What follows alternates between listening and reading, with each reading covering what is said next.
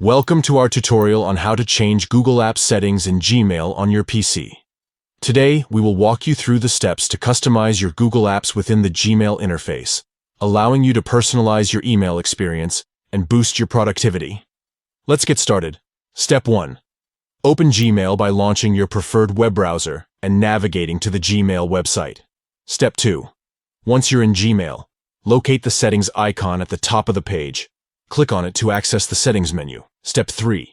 Within the settings menu, find the Apps section and click on it. This will open the customization options for Google Apps in Gmail. Step 4. Now you'll see a list of available apps. Choose the app you want to use by simply clicking on it. Step 5.